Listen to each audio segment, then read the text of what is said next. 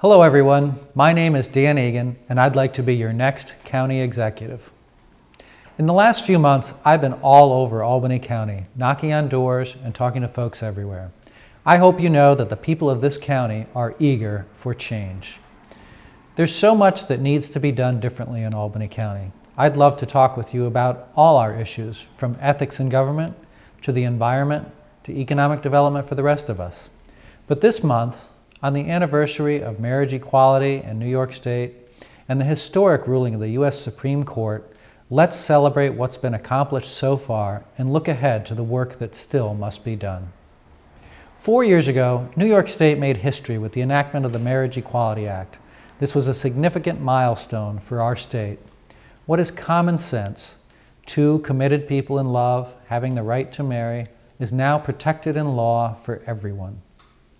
However, there is so much more work for us to do. Albany County can lead the way, but has not.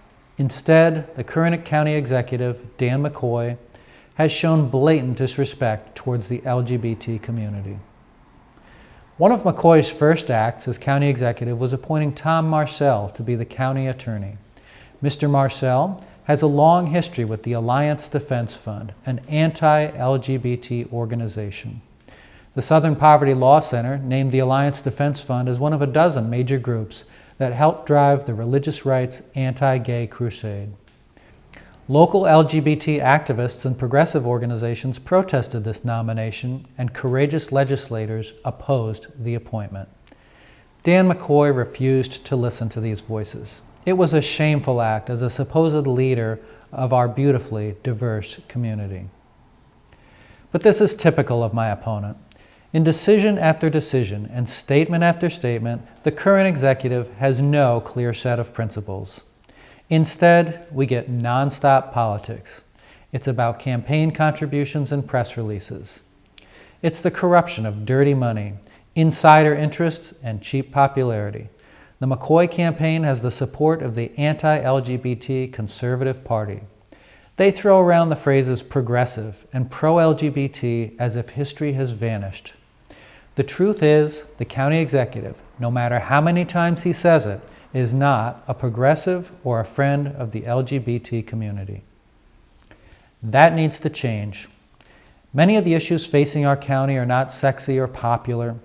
Leadership isn't a popularity contest, and it sure isn't about following campaign contributions.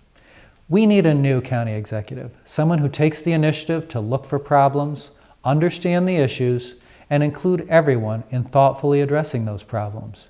You need a leader who will represent everyone in this community. I want to be that leader. You deserve someone who will fight for your rights even when it hurts.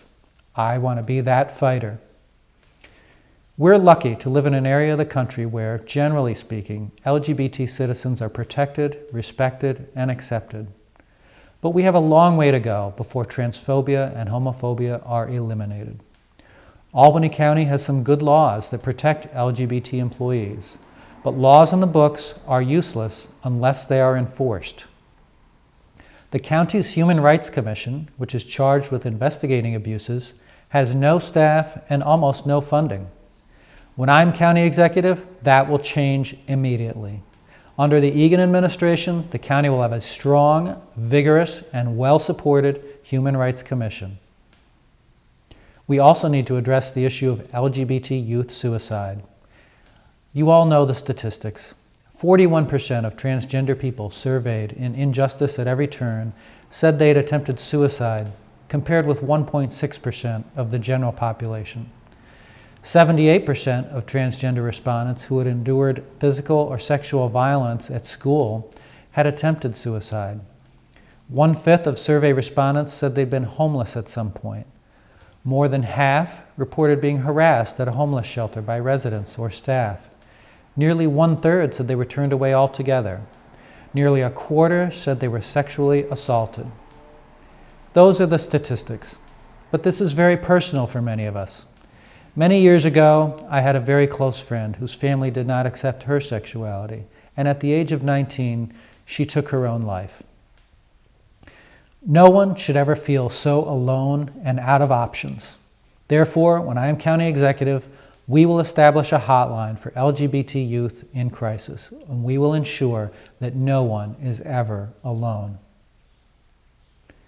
There's another issue in our county that gets virtually no attention, but it's important and it must be addressed. That issue is taking care of our homeless LGBT youth. When I'm county executive, I will work with you to establish a home for LGBT youth. And please note, I did not say a shelter or an institution. I said home, and that's what I mean. My grandfather grew up in an institution without the love of a family. No child should ever go through that. We will build a loving home. And I won't stop there. In order for there to be true equality for LGBT citizens, the state needs to act. New York state law allows for the blatant discrimination of transgender New Yorkers. Adoption laws place a heavy and unjust burden on gay and lesbian couples.